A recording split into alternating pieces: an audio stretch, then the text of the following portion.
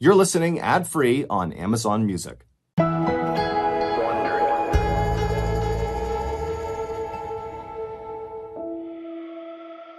One summer afternoon, a French farmer stood at his kitchen door, watching in fear as his dog ran in manic circles around his barnyard. The normally gentle animal had gone insane. Every time the farmer tried to grab him by the collar, the dog snapped at him and then went back to running in its crazy circles. But suddenly, the dog stopped running. He sniffed at the ground, then bit down on a rock and chewed on it so hard his mouth started to bleed. Nothing the farmer did could get him to stop. The dog just kept chewing on more and more rocks until blood was running down his mouth and his teeth were starting to fall out. What the farmer couldn't know as he watched his beloved dog go crazy was that only 2 days later, he, the farmer, would be the one running around that same yard, screaming incoherently like a madman. It was an inexplicable horror that would spread throughout the entire village, and no one would know how to stop it.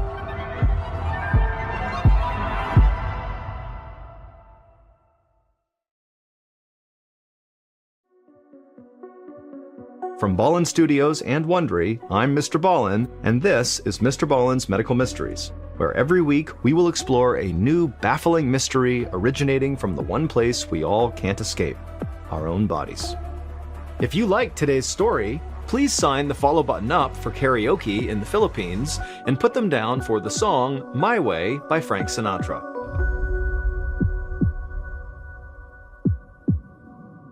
This week's story is called Tigers on the Ceiling.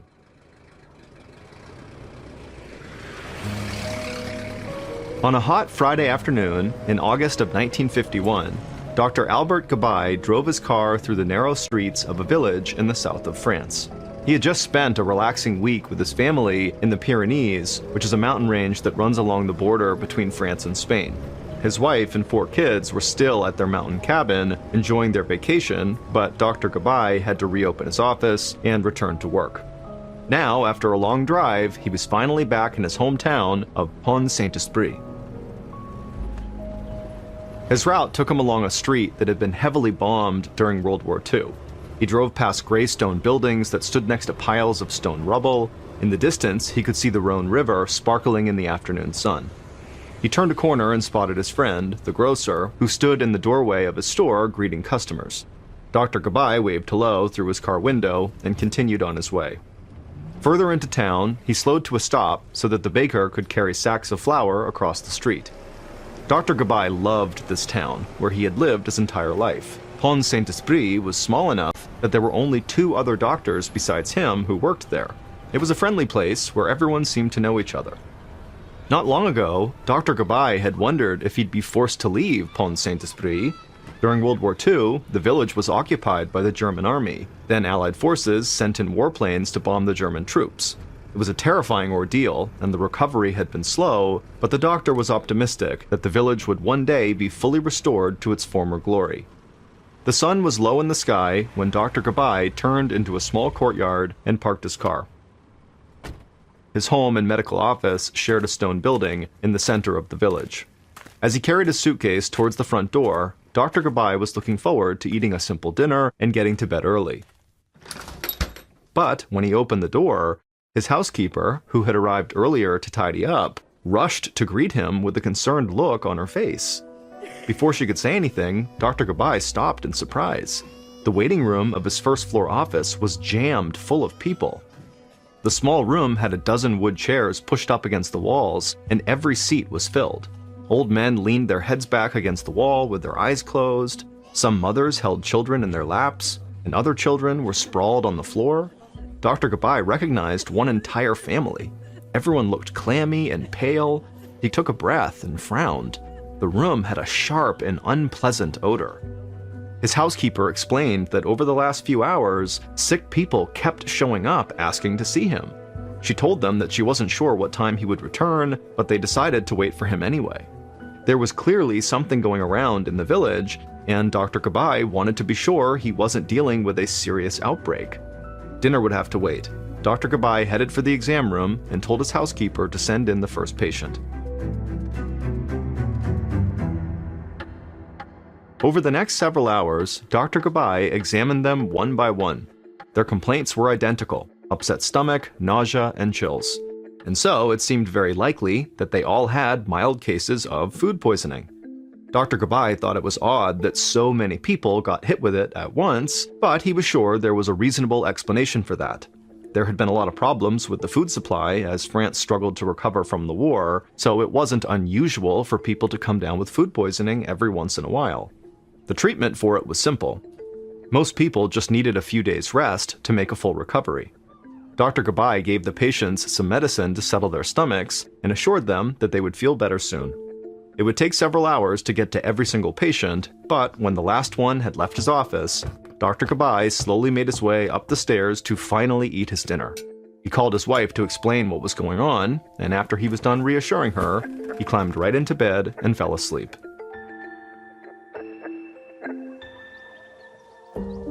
At 11 o'clock the next morning, Dr. Gabai was standing in the kitchen of a farmhouse with the family who lived there. Half of the family had been sick in his waiting room the evening before. Dr. Gabai didn't usually work on Saturdays, but he thought it would be good to check in on some of the patients he had seen. This was his second house call of the morning. He had looked over the family members one by one, and he was now examining a skinny boy dressed in a nightshirt. The boy said he felt better today, and Dr. Gabai smiled. He was glad that most of his patients seemed to be doing better. But something didn't feel quite right to Dr. Gabai. Even before he stopped in to see this boy and his family, he had started to wonder if something other than food poisoning was troubling the residents of Pont St. Esprit. For one thing, he had questioned all of the patients, but he still hadn't figured out what they had all eaten that could have made them all sick. But there was another thing Dr. Gabai noticed that was even stranger. The farmhouse's kitchen had an incredibly unpleasant odor. It was the same one that had filled his waiting room the day before. It took a while before the doctor could put his finger on where he had smelled it before. It was years ago, in his own house. Some mice had been living inside his bedroom wall, but then the mice died, and it took several days for the smell of decay to go away. That dead mouse odor, like a mixture of rotten cabbage and sulfur, was what he was smelling when he was around some of his patients. This farmhouse, like all of the houses he visited that morning, was clean. Its windows were open, and the smell of warm bread from the nearby bakery was coming in with the summer breeze. There was no evidence of mice anywhere. But for the moment, Dr. Gabai didn't have time to think about it too much. Just before noon, after finishing his house calls, the weary doctor returned to his office, and his waiting room was full again. All the patients were again showing signs of food poisoning, and all had that same horrible smell. Whatever had happened was clearly not an isolated event. Dr. Gabai had to get to the bottom of it before things got out of hand. At 11 o'clock that night, Dr. Gabai was still in his office doing paperwork when there was a knock on his door. He opened it to find one of the other doctors in the village standing there. His name was Dr. Vieux, and he looked completely exhausted, with dark circles under his eyes. Dr. Vieux told him that he had also seen a lot of patients with symptoms of food poisoning while Dr. Gabai was away on vacation, and that the number of patients had begun to rise the day before Dr. Gabai came back to town. Dr. Gabai sighed and rubbed his temples. Unfortunately, the third doctor in the village was sick with the illness going around town and couldn't get out of bed. And so it was up to Dr. Vieux and Dr. Gabai to handle whatever was happening. The two doctors could only handle so much. If more people got sick, they might not be able to take care of them all. The two doctors started to compare notes. Dr. Vieux had also noticed that a lot of his patients were emitting the same awful odor of dead mice that Dr. Gabai had smelled, and Dr. Vieux was just as mystified. On top of that, over the course of the day, both doctors had noted that some of their patients had symptoms that were so bizarre, they didn't know how to start treating them. Their skin was growing pale, their pupils were dilated, and they struggled to keep their minds focused. It was so bad that several of them said they were no longer able to read. Whatever this disease was, it wasn't normal food poisoning. As the doctors wrapped up their meeting, they realized that between them, they had seen at least 230 patients in the last few days. In a town with a population of just 4,000, that was a huge number. They agreed that it was time to notify the authorities since the situation could stretch the town's resources. Before leaving, Dr. View stopped in the doorway and made a confession. He wasn't feeling well himself and wondered if he was coming down with the same illness as everyone else. As Dr. Gabai closed the door, he tried to stay calm and keep focused on the facts. He was relieved that he didn't feel sick, he just felt tired. But a medical crisis was clearly emerging in Pont St. Esprit, and now it looked like Dr. Gabai might be the only doctor healthy enough to handle it. With those heavy thoughts weighing on him, at 2 a.m, Dr. Gabai sat back down at his desk to catch up on his notes.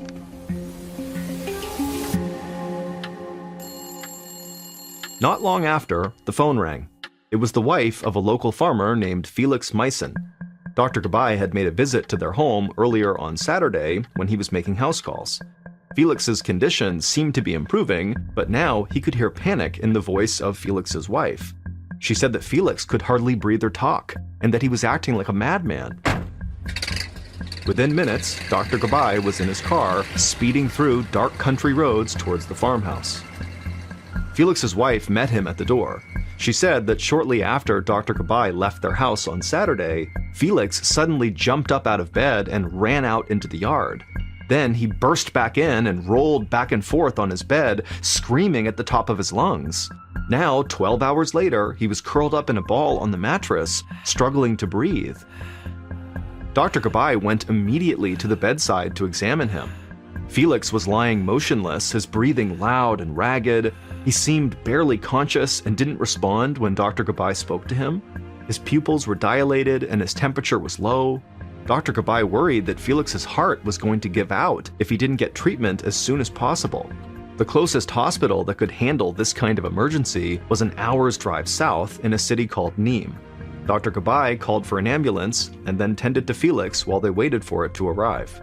The doctor was grasping for any clue he could find, so he asked Felix's wife what they had eaten in the past few days. Just what they always ate, she said, summer stew, bread, cheese, and wine.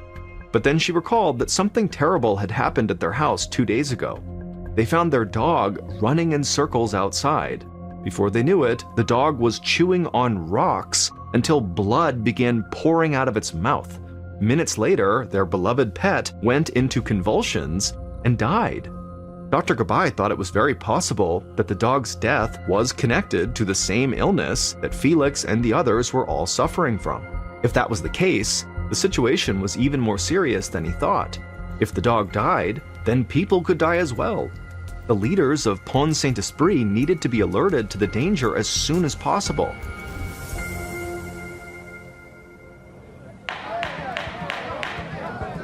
That evening, Dr. Gabai sat in a crowded and stuffy room in the town hall where a heated discussion was underway. It was Sunday now, and earlier that day, he had convinced the mayor to call an emergency meeting about this strange medical crisis with the municipal council, the police chief, and other city officials. But so far, everyone was just arguing. Dr. Gabai was frustrated. There were now at least 280 people affected with this bizarre and now potentially lethal illness, and he was at his limit. Dr. Gabai had been working almost non-stop with very little sleep since he returned from his vacation over 48 hours ago. His eyes burned with fatigue and his temper rose, so he stood up and made sure his voice was strong, and he told everyone they needed to alert the town to the danger. The mayor placed a hand on his shoulder. He was just as concerned as Dr. Gabai, but scientists and medical experts from nearby universities had been summoned to study the problem, and the remains of Felix Meissen's dog would be sent to the lab to be analyzed. The mayor felt the best course was to gather that data and then figure out what to tell the townspeople. Anything else would make everyone more panicked. Dr. Gabai grew even more impatient. He insisted that their analysis would take too much time. The danger was already here, and people needed to be warned now so they could protect themselves. But the mayor held his ground. What would they warn people about exactly? They still didn't even know what was causing the trouble. At this point, the mayor thought the so-called crisis consisted of a dead dog and multiple people with a stomach flu, and there was no proof that the two were even related. But there was one precaution that the mayor did want to take right away. Before adjourning the meeting, the mayor turned to the police chief. Given the number of people afflicted with the illness, they couldn't rule out the possibility that someone was deliberately poisoning the village. The police chief agreed to launch a criminal investigation right away, but he would need assistance from law enforcement officials in neighboring cities. The meeting ended at 1 a.m., and Dr. Gabay started walking home, exhausted and frustrated. A criminal investigation seemed like a total waste of time to him. After all, why would anyone be launching such a vicious attack on their tiny and somewhat insignificant town? But then, the more he thought about it, the doctor supposed that a criminal motive could not really be ruled out. All he knew was that he needed to get home and sleep if he was going to be of any help to his patients the next day. But just as he entered the courtyard in front of his home, he heard high-pitched shrieks coming from the nearby grocery store. Dr. Gabay ran down the street to the store and pounded on the door. The grocer's wife was relieved to see him and brought him up the stairs to the family's apartment and into her daughter's room.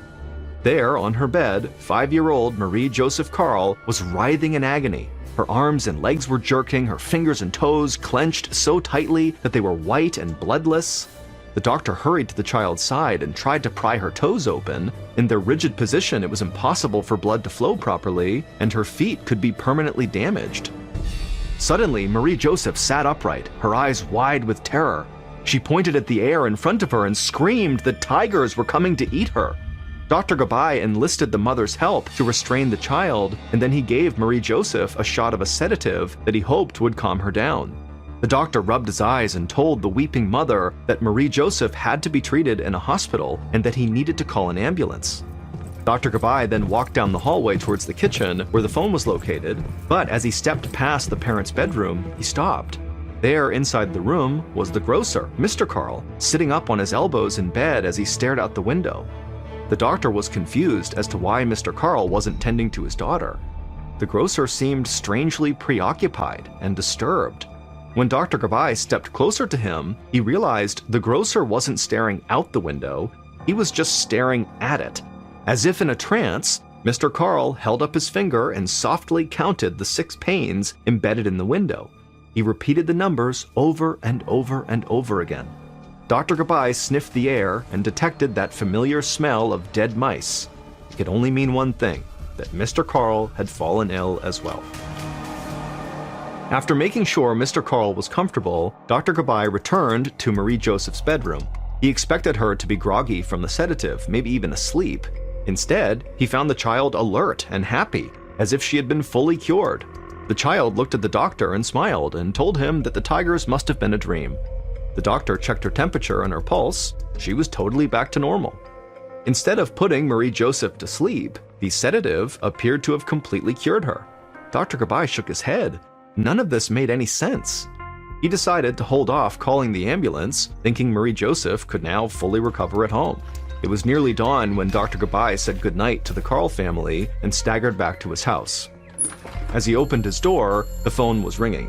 It was the hospital in Nîmes. Felix Meissen, the farmer, was dead. Whatever illness was attacking the town of Pont St. Esprit, it was fatal. This had officially turned into a full-blown medical catastrophe.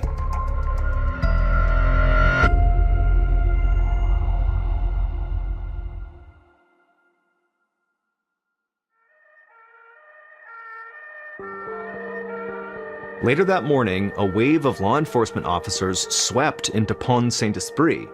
They stopped people on the street to ask questions, they interrogated shopkeepers, and closed some shops entirely. The presence of so many police officers alarmed people, and gossip began to fly around the village. Every person knew someone who was sick. Some people speculated that perhaps the rumors were true, and a madman or killer was poisoning the village.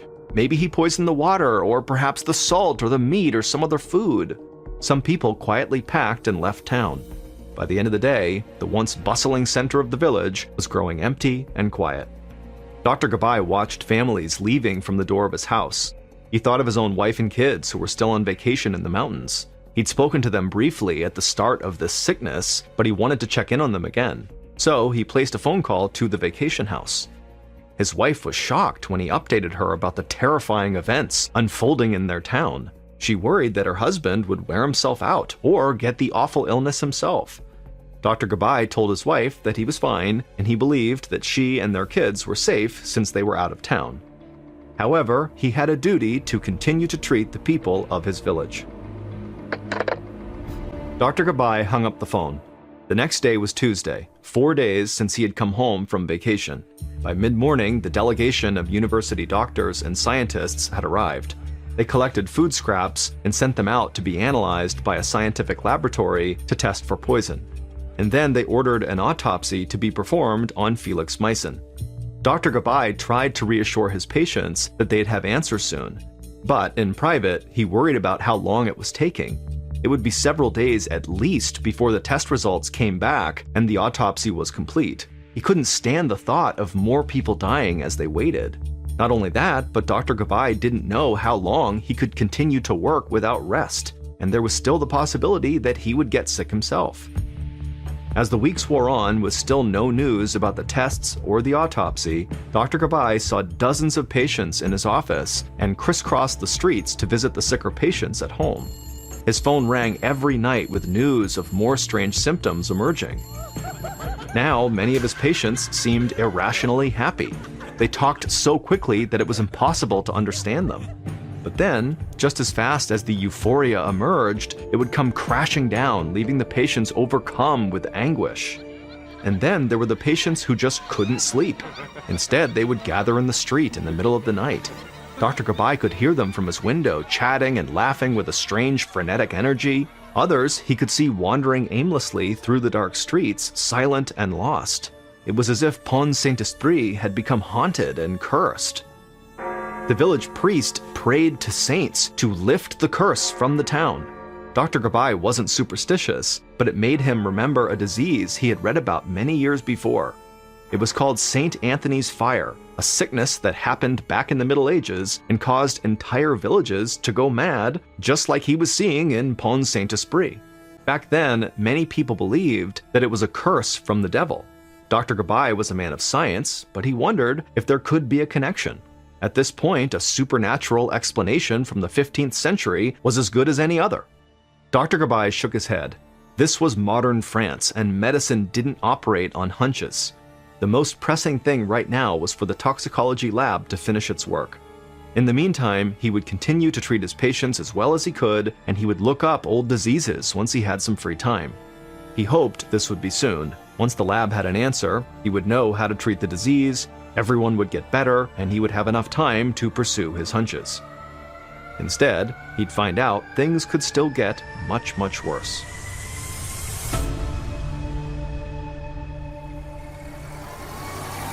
It was Friday evening, just 1 week since Dr. Gabay had returned from his vacation. He was in his car following an ambulance that carried little Marie Joseph Carl.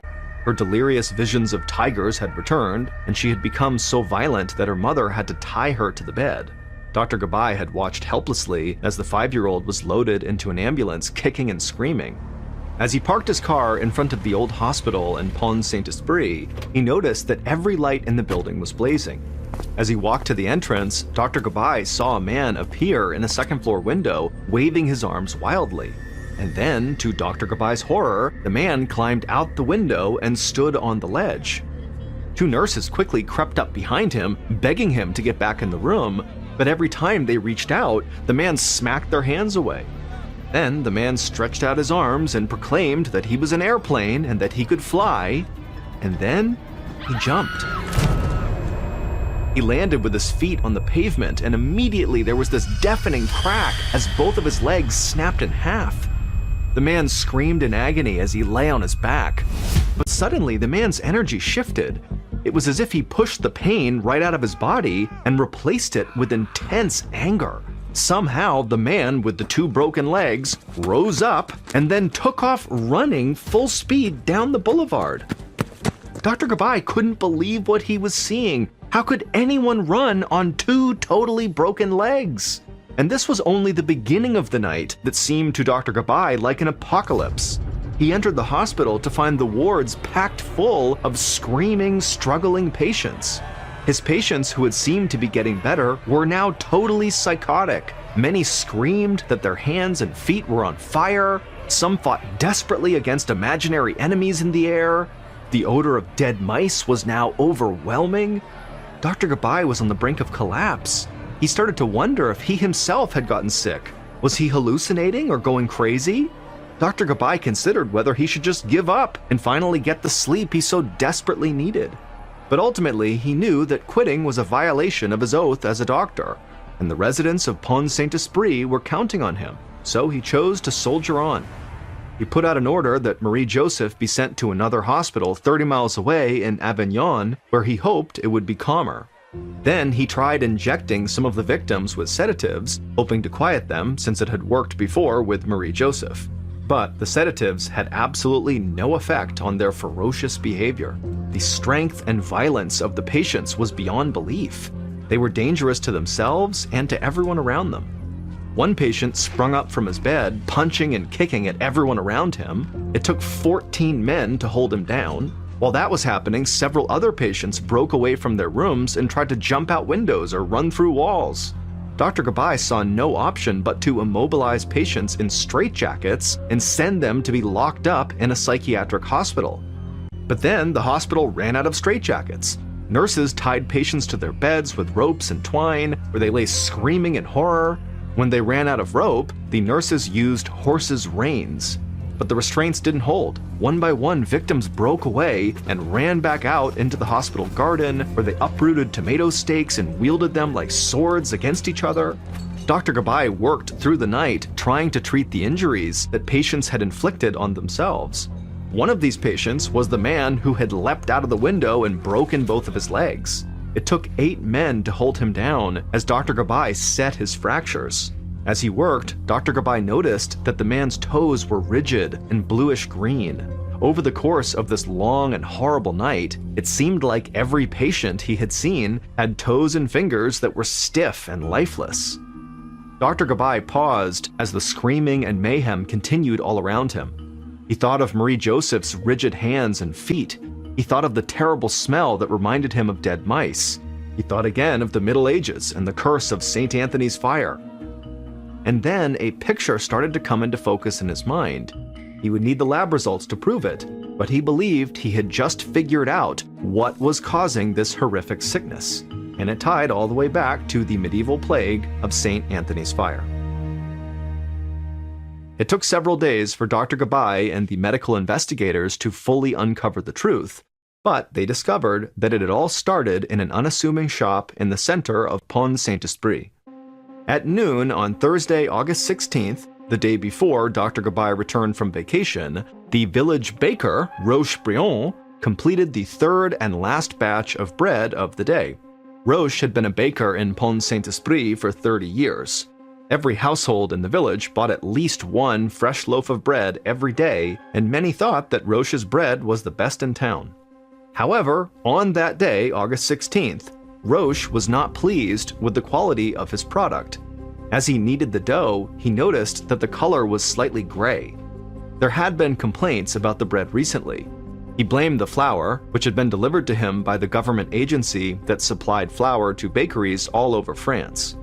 Ever since the war, the flour had been of bad quality. It was usually wheat flour mixed with flour made from rye grain and dried beans.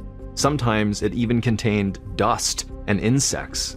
That day he was making the bread, the baker knew that the dough just seemed a little off. Still, every time he tasted it, he thought it tasted fine. So he baked the bread, put it out for sale, and decided he'd lodge a protest with the flour suppliers the next morning. All day Thursday, people streamed into his shop for their bread, and again all day Friday and Saturday.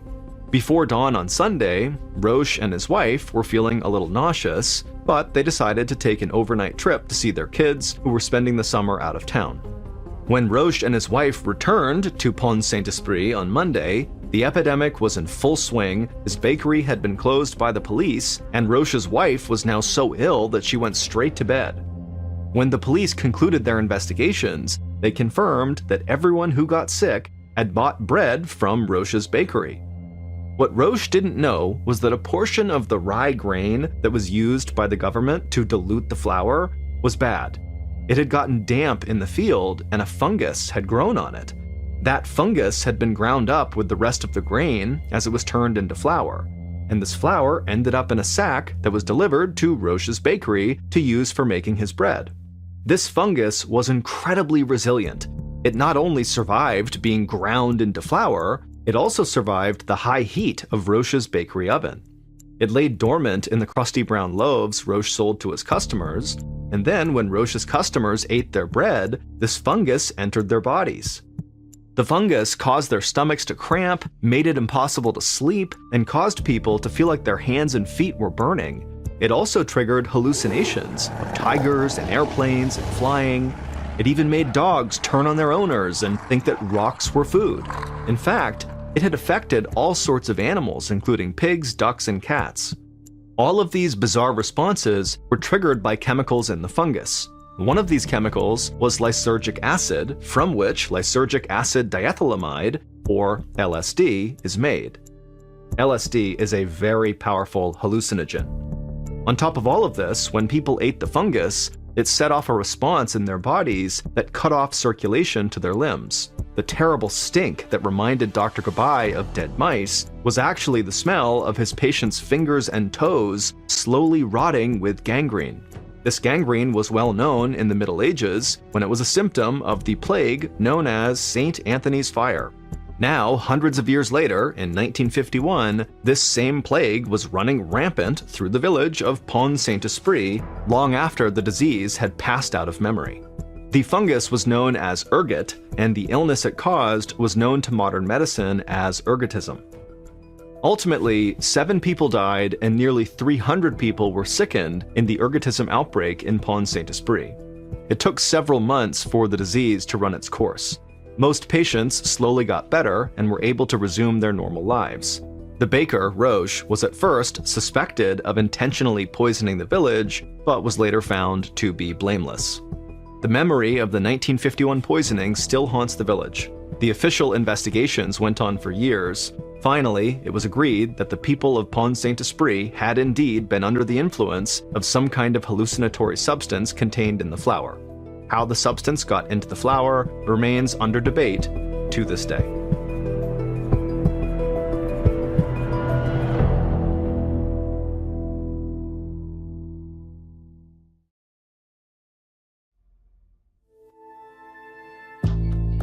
From Ballen Studios and Wondery, this is Mr. Ballen's Medical Mysteries, hosted by me, Mr. Ballen. A quick reminder, the content in this episode is not intended to be a substitute for professional medical advice, diagnosis, or treatment. This episode was written by Heather Dundas and edited by Alex Benedon. Sound design is by Andre Plus. Coordinating producer is Sophia Martins. Our senior producer is Alex Benedon. Our associate producers and researchers are Sarah Vitak and Natalie Bettendorf. Fact-checking was done by Jacqueline Coletti. For Ballen Studios, our producer is Alyssa Tomanang. Our head of production is Zach Levitt. Executive producers are myself, Mr. Ballen, and Nick Witters. For Wondery, senior managing producer is Ryan Lohr. Our head of sound is Marcelino Villalpando. Our producer is Julie Magruder. Senior producers are Loredana Polivoda, Dave Schilling, and Matt Olmos. Our executive producers are Aaron O'Flaherty and Marshall Louie for Wondery.